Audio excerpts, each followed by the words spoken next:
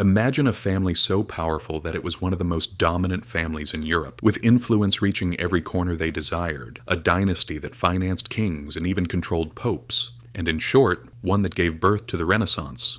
A lineage so powerful that it placed 4 of its own members on the papal throne and made 2 of its daughters queens of France. In Europe, no king could borrow a single coin without their approval. This family was so powerful that the greatest philosopher of the time said this about their leader: "He is everything a king is, except in name." And despite possessing such immense power, they still went bankrupt. Their banks collapsed. They were exiled. They were hunted. And the greatest irony in history is this: they destroyed themselves. This story belongs to the Medici family. They bought God's forgiveness, and yet they lost everything.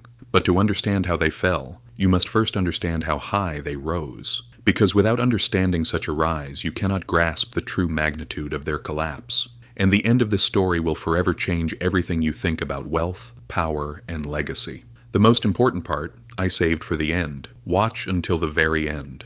And by the way, to help me bring you more content like this, please consider subscribing. In 1360, in the city of Florence, Italy, a child was born into a modest merchant family named Giovanni di Bici de' Medici. This child was not of royal blood. He had no noble title. He was simply part of an ordinary family trying to survive in one of the most competitive cities in Europe. At that time, Florence had become the unofficial trade center of Europe.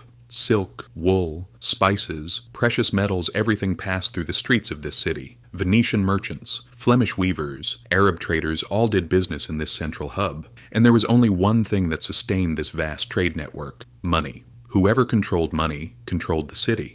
And controlling the city meant controlling the country. Whoever controlled the country would, in time, control the world. Giovanni understood this very well. In Florence at that time, lending money with interest was considered a sin. Usury was seen as a crime deserving of hell, and the church strictly forbade interest. But Giovanni entered the banking sector at a young age and noticed something others did not. He found a way out. A clever, almost perfect solution. Instead of lending money directly, he took commissions by converting currencies. When an English merchant came to Florence, he would exchange his sterling for florins. Giovanni charged a small fee for this transaction. Technically, it was an interest. The church did not consider it a sin, but the result was the same. And with this brilliant move, the Medici Bank was founded in 1397. At first, it was a small enterprise, a modest office in Florence, a few employees, a limited customer base. But Giovanni's real breakthrough would be much bigger. His target was not Florence, it was Rome. Giovanni began doing business with the church and soon proved himself, eventually becoming the Pope's banker. This was similar to Amazon establishing a global logistics monopoly today. Think about it. The Vatican at that time was not just a religious institution. It was also Europe's largest landowner, the biggest tax collector, and the largest employer. The Vatican's revenue network donations from churches across Europe, tithes, property income, pilgrimage money, all had to pass through somewhere. And that place was now the Medici Bank.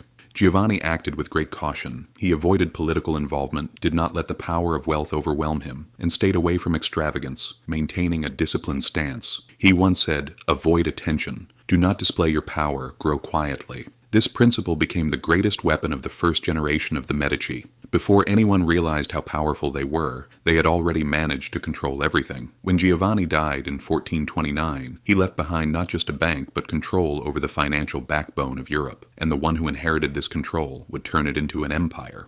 Cosimo de' Medici, born in 1389, took over this empire and quickly transformed the bank into the largest financial institution in Europe. Florence, Venice, Rome, Milan, London, Bruges, Lyon, Geneva. Medici branches spread across the continent. Cosimo laid the foundations of modern international banking. He also invented the concept of the holding company. Establishing independent branches under centralized management, this was the Medici innovation. And this structure distributed risk, ensuring the bank's survival. Even if one branch suffered losses, others could compensate. Beyond banking, Cosimo was also a political genius. Florence had a republic, not a king. An elected council governed the city. But Cosimo, without holding any official title, became the true ruler. How? Very simple. Whoever controlled money controlled everything. Which project would be funded, which merchant would receive credit, which family would rise, which enemy would fall. Cosimo decided it all. No one said it openly, but everyone knew. Pope Pius II uttered the famous words about Cosimo. In political matters, he is a king in everything but name. It was a perfect description. Cosimo never held an official title, yet he ruled Florence and indirectly much of Italy. He did not derive his power solely from money. He was also the true architect of the Renaissance. He financed Donatello's greatest sculptures. He commissioned Fra Angelico's paintings. He established academies to translate ancient Greek philosophical texts from Arabic into Latin. Much of the magnificent churches, palaces, and statues you see in Florence today exist because of Cosimo's money and vision. When Cosimo died in 1464, the people of Florence gave him the title Pater Patriae, Father of the Fatherland, a title previously reserved only for Roman emperors. For a banker, it was an unprecedented honor. Cosimo's son Piero, a sickly man with little time to live, briefly took over leadership, but the true figure would be his grandson, Lorenzo de' Medici. Known in history as Lorenzo the Magnificent, he was born in 1449 and became the de facto leader of Florence at the age of 20. Lorenzo was different from his grandfather. Cosimo was cautious and calculated. Lorenzo was bold and romantic. He loved art and philosophy far more than banking, and this passion transformed Florence into the cultural capital of Europe. Lorenzo discovered Michelangelo when he was just 14 and invited him to live in the Medici palace. Years later, Michelangelo would say, "Lorenzo was like a father to me."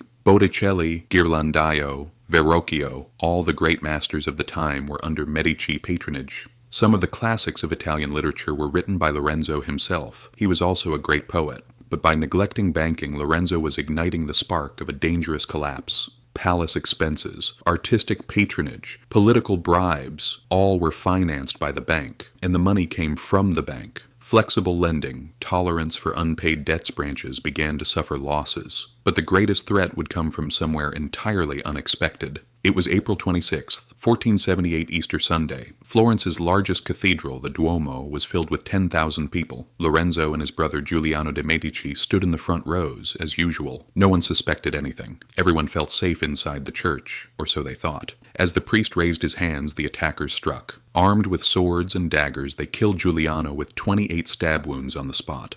Among the attackers was even a priest. Lorenzo, wounded, managed to escape through a side door and locked it behind him. His allies protected him outside. The attack was orchestrated by the rival banking family, the Pazzi, and behind them, the Archbishop of Pisa, and behind him, Pope Sixtus IV himself. Yes, you heard that right. Such an attack could not have occurred without papal approval. Why? The reason was both simple and shocking. The Pope had transferred the Vatican's banking accounts from the Medici to the Pazzi family. The Medici's refusal to accept this and their unwillingness to back down led the Pope to take such a step. Giuliano was dead. Lorenzo had survived. But now his enemies were far more powerful. The Pope excommunicated him. He convinced the King of Naples to send an army against Florence. The city was under siege, and at that moment Lorenzo made one of the boldest diplomatic moves in history. He secretly traveled to Naples and surrendered himself to King Ferdinand. It was an unimaginable move. He could have been killed. But this was the Medici way. Lorenzo spent weeks in the royal court, negotiating, persuading, bargaining, and eventually he convinced King Ferdinand to end the war. Florence was saved. When Lorenzo returned, the people welcomed him like a king. Although the bank continued to collapse, this victory elevated Lorenzo's legend to its peak. When Lorenzo died in 1492 at the age of 43, he left behind an immense artistic legacy, but also a financial ruin. Massive loans given to King Edward IV of England were never repaid. The French branch was closing with heavy losses. The London branch was on the verge of bankruptcy. Mismanagement, extravagance, and unrecoverable debts all were accumulating. Lorenzo's son, Piero II, inherited none of his father's or grandfather's qualities. Neither financial intelligence nor diplomatic skill, nor the love of the people.